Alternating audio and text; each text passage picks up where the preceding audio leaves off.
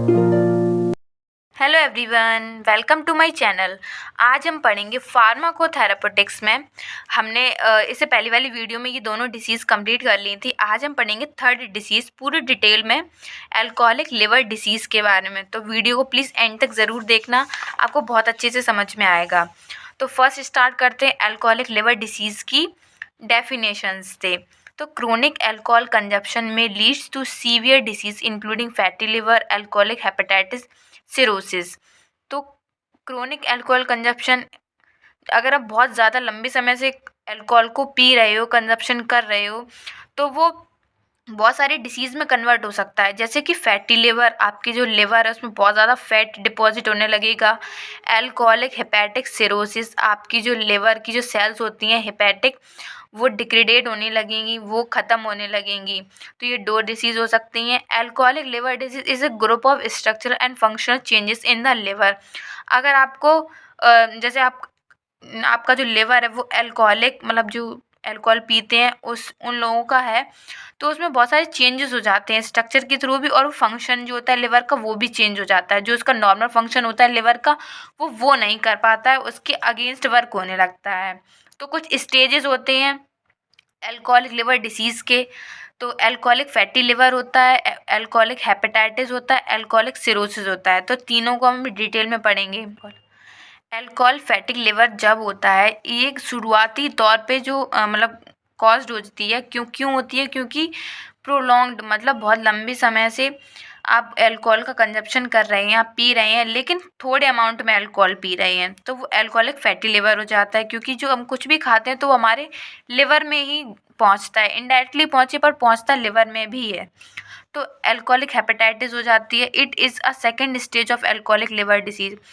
अगर आप अल्कोहल पीते हैं, आपके लिवर में डिसीज़ हो रही है, ये सेकेंड डिसीज़ होती है। क्यों होती है? क्योंकि एक्सेसिव अल्कोहल, आप जब बहुत ज़्यादा एक्सेस अमाउंट में अगर कोई भी चीज़ ले रहे हो, अल्कोहल ले रहे हो, जिसकी वजह से फैट इंक्रीज़ हो जाता है, जो कि लिवर सेल जो होती हैं वो बहुत ज़्यादा पतली हो जाती हैं, निसोर्सिस हो जाती है, निक्रोसिस है ना। निक्रोसिस का मतलब होता है कि जो लिवर सेल्स है वो बहुत ज़्यादा पतली हो रही हैं। जब कोई भी सेल्स होती है उसको न्यूट्रिशन नहीं मिल रहा है, तो वो डेफिनेटली वो पतली होगी और वो अच्छे से वर्क नहीं कर पाएंगी। अब थर्ड है alcoholic cirrhosis. It is the third stage and most advanced stage of alcoholic liver injury. Cirrhosis में तो बिल्कुल डिग्रेड लिवर, बिल्कुल ख़राब भी हो जाता है समझो। तो ये थर्ड स्टेज होती है जो कि बहुत ही एडवांस स्टेज है अल्कोहल लिवर इंजरी की। तो अब देखते हैं इटियोपैथोजेनेसिस की। जो हमारा जो अल्कोहलिक लिवर डिसीज़ है वो किस वजह से, मतलब इतने ज़्यादा इंक्रीज़ होता है हमारी बॉडी में। जो प्राइमरी कॉज है वो सबसे ज़्यादा यही है कि हम प्रोलॉन्ग्ड हैवी ड्रिंकिंग करते हैं, हम बहुत ज़्यादा ड्रिंक कर लेते हैं, अल्कोहल का कंजप्शन बहुत ज़्यादा कर लेते हैं।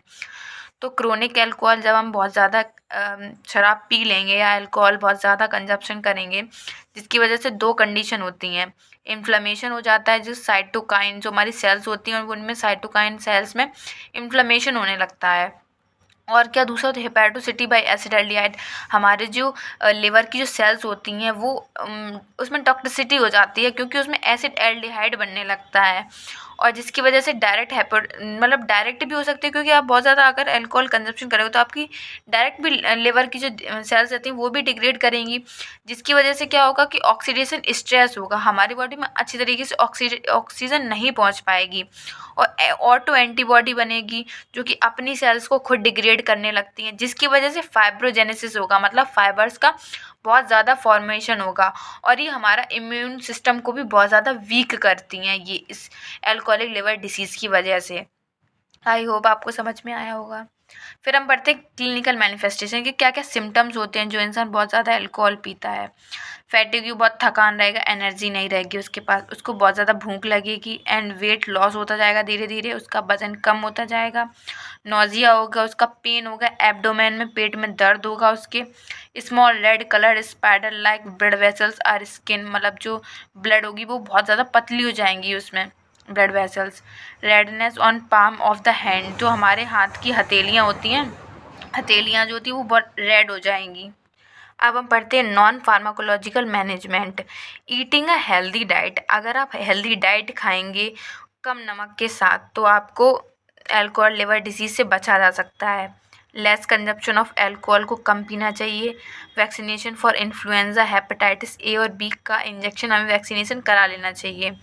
फार्माकोलॉजिकल मैनेजमेंट, डायूरेटिक्स देने चाहिए to get rid of fluid filled. अब जो अगर हमारी बॉडी में बहुत ज़्यादा जो फ्लूइड जमा हो गया अल्कोहल की वजह से, उससे कम हो सकते हैं। मेडिसिन फॉर मेंटल कन्फ्यूज़न, अगर किसी को अल्कोहल पीने से उसके दिमाग पे कोई असर पड़ता है तो उसको ऐसी मेडिसिन देनी चाहिए जो उसके मेंटल कन्फ्यूज़न को सही कर सके।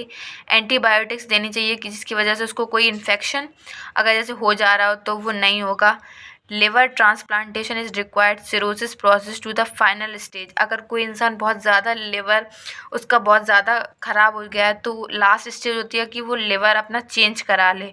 सिरोसिस का मतलब होता है बिल्कुल डिग्रेडेड होना, ख़त्म हो जाना। अगर किसी का लिवर बहुत ज़्यादा लास्ट स्टेज पे पहुंच चुका है तो उसका लास्ट ऑप्शन रहता है कि वो लिवर कोई अपने ट्रांसप्लांट करे।